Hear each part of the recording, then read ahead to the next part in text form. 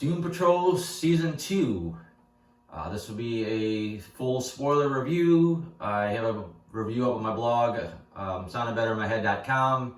There's really not very many spoilers in there. I kept that one pretty short, so there's not a lot of details. But here I'll pretty much bring up any spoiler that I deem necessary. I am giving this season a 2.5 out of 5. I loved season 1. Thought it was one of the better superhero shows to come out in a while. So I had high hopes for season 2, and it just didn't get the job done.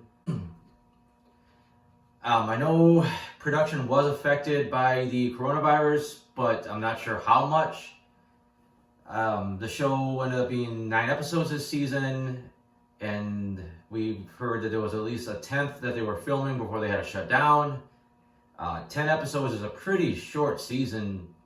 The DC Universe shows seem to usually go for a 13 episode season. Season 1 of Doom Patrol was 15 episodes, I believe. The only show that I know only got 10 episodes was Swamp Thing, which was essentially canceled before it even came out. So for one of their highest reviewed shows only get 10 episodes is a little strange, but it just felt like there should have been at least 2 more episodes, in my opinion, maybe even 3.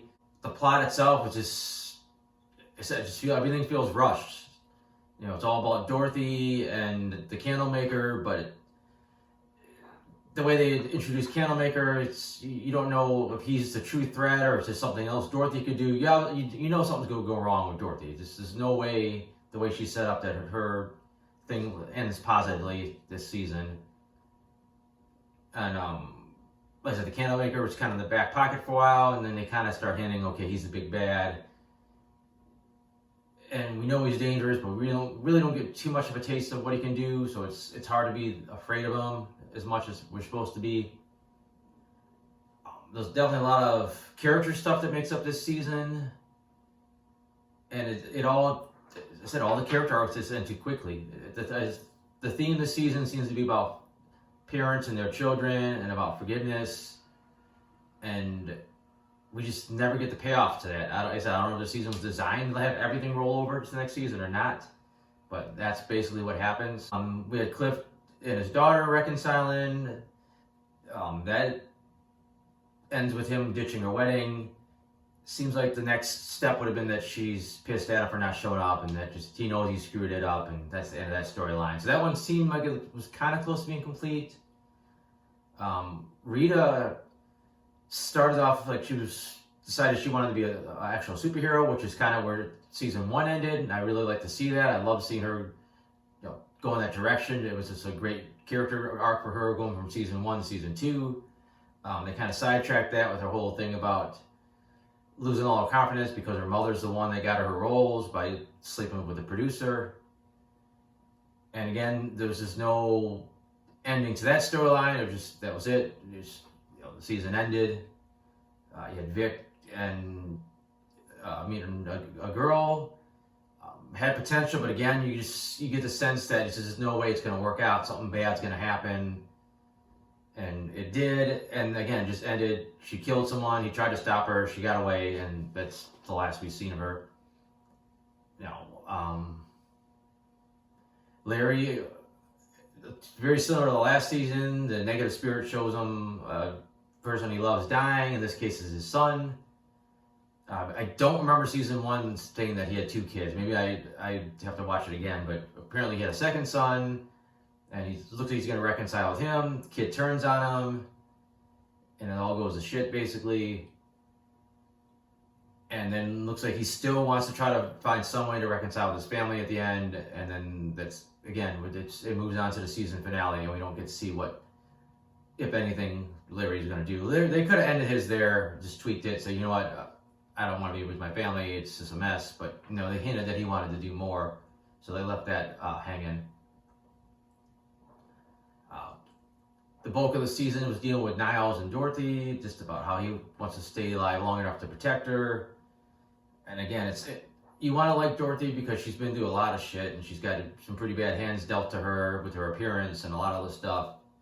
But he said there's this darkness about her, and unfortunately, she spends most of the episode trying to have like a normal life with these people, but also just pretty much breaking down and crying over everything because she's just had such a weird existence.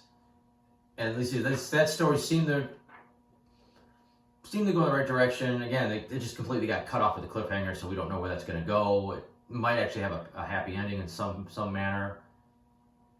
But probably the most fleshed out story this season, even though it was also a cliffhanger, was the stuff with Jane.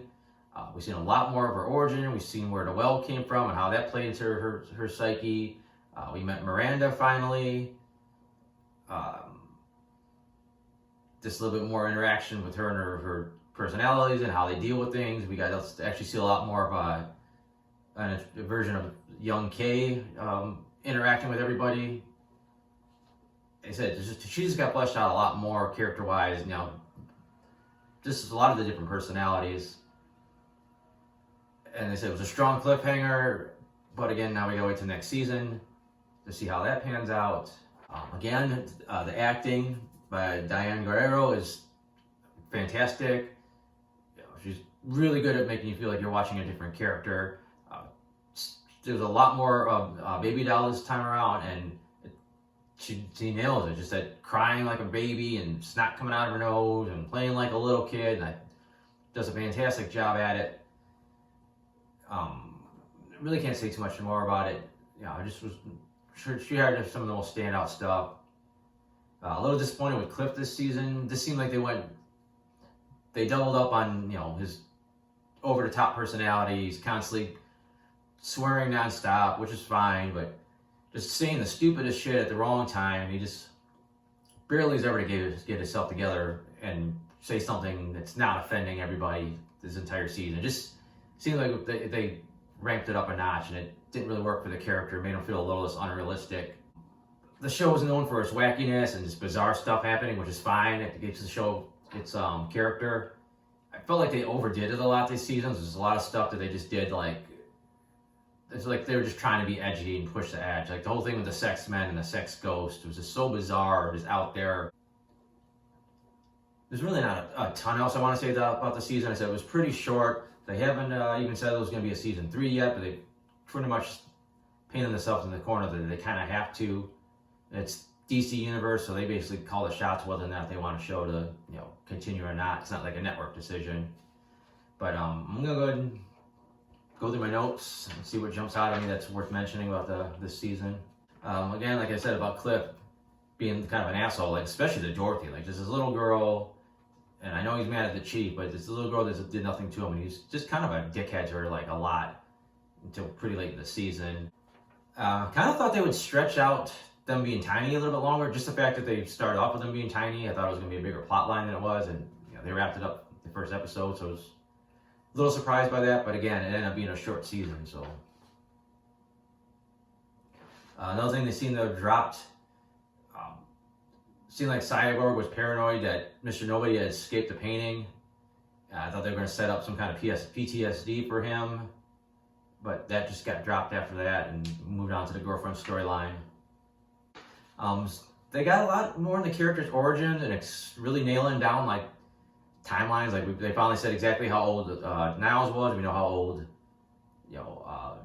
how old Dorothy is. But it was seemed always kind of vague about how old people were, and I don't know. I just never got the feeling they explained it as well in season 1 as they could have. I think they do a little bit better job here in season 2. Interesting way to bring Danny the Street back as Danny the Brick. It made sense that all the people that lived there would come and try to rescue him, although the party seemed kind of a tame for what you think a Danny the Street party would end up being. But it was cool that Flex is kind of back to totally being normal. It's nice to see that he got well adjusted after all the brainwashing and all that stuff. Seemed like there was no really good reason to have the Rita orgasm sequence. I don't know what that.